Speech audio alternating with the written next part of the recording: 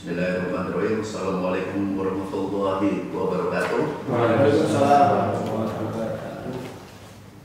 Bapak, Ibu, dan saudara-saudara sekalian di seluruh pelosok dunia yang berada di kampus-kampus universitas, izinkan kami untuk menyampaikan suatu manifesto internasional tentang filsafat intelijen. Saya mulai dengan adegium dan logo kita, Pacem et Lumen ex corde Indonesiae, yang artinya adalah damai dan cahaya dari hati Indonesia.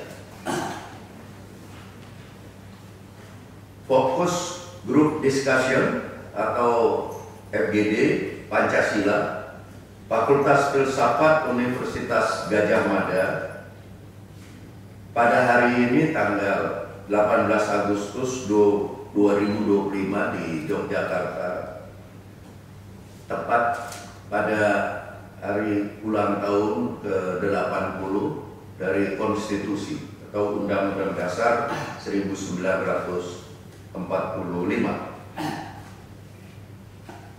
Basic dari apa yang kita analisa dan simpulkan dalam manifesto internasional ini adalah buku yang merupakan satu rangkuman dari semua keadaan yang menjadi satu historical background dari praktek intelijen global. Kita mulai. Manifesto Internasional Filsafat Intelijen. Kami para cendekiawan, praktisi, dan pemerhati intelijen dari seluruh penjuru dunia menyadari bahwa perkembangan keadaan internasional dewasa ini menunjukkan kecenderungan yang mengkhawatirkan. Dunia sedang dilanda oleh gelombang proxy war yang bersenjatakan hoax, disinformasi, dan simulakra. Satu realitas, rekayasa yang mengaburkan kebenaran. Fenomena ini bukan hanya memecah belah antar bangsa, tapi juga mengikis kepercayaan publik terhadap institusi, hukum, dan kebenaran itu sendiri.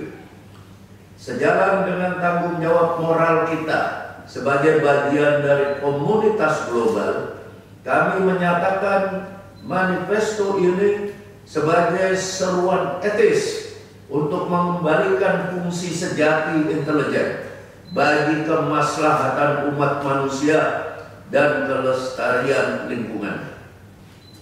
1.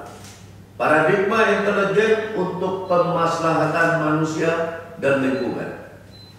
Intelijen sejati tidak hanya berurusan dengan keamanan negara, tapi juga dengan keamanan hidup umat manusia dan kelestarian lingkungan. Paradigma intelijen yang kami usung adalah paradigma yang humanis, etis, dan berorientasi pada masa depan yang mengutamakan kehidupan damai dan keberlanjutan ekologis. 2.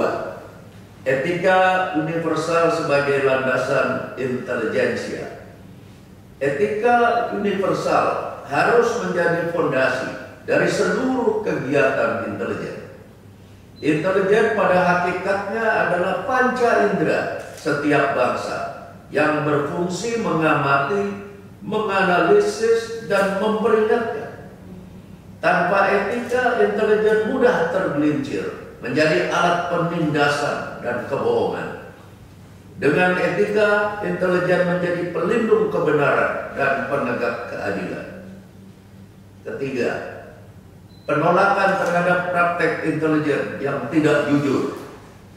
Kami menolak segala bentuk praktek intelijen yang tidak jujur, yaitu yang cenderung tidak benar, dan tidak tepat yang mengakibatkan penderitaan berkepanjangan bagi umat manusia. Intelijen yang menyesatkan adalah pelanggaran moral terhadap tanggung jawab kemanusiaan. Keempat, pemajuan filsafat intelijen sebagai disiplin ilmu. Kami menyerukan kepada seluruh perguruan tinggi di dunia untuk memberlakukan filsafat intelijen sebagai disiplin filsafat yang beroperasi dalam ranah intelijen. Disiplin ini akan menjadi pilar akademik yang mengajarkan moralitas, epistemologi, dan ontologi dalam praktik intelijen, sekaligus menjadi benteng terhadap penyalahgunaan kekuasaan. Kelima, komitmen kolektif.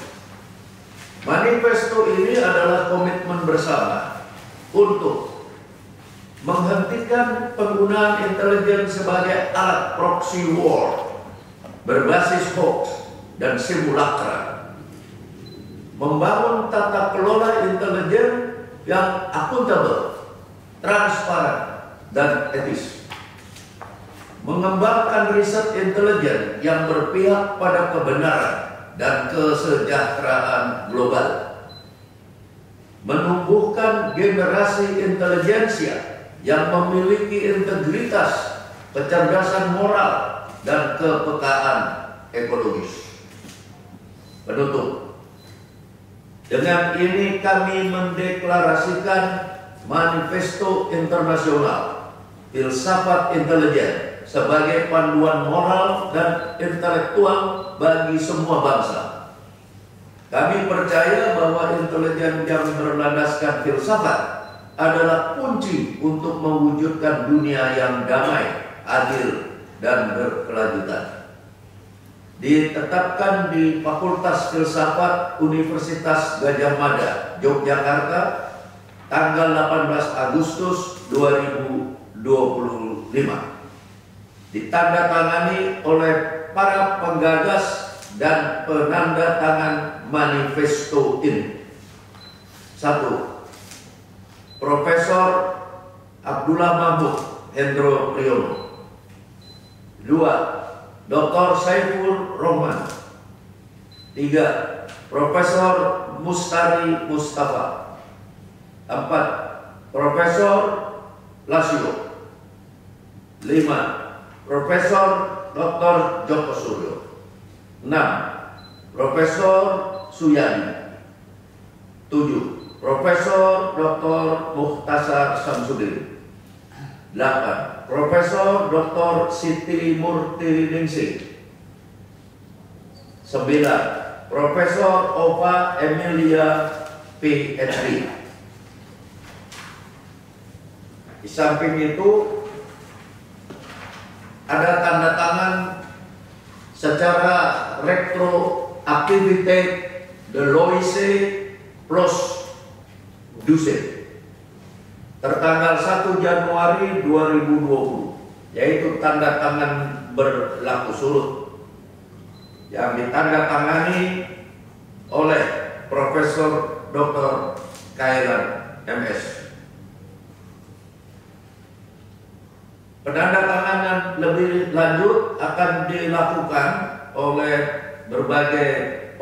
banyak partisipan dari berbagai negara. Kita menantikan keikutsertaan saudara-saudara, para filsuf dan para guru besar, dosen di seluruh perguruan tinggi di dunia. Terima kasih. Selesai.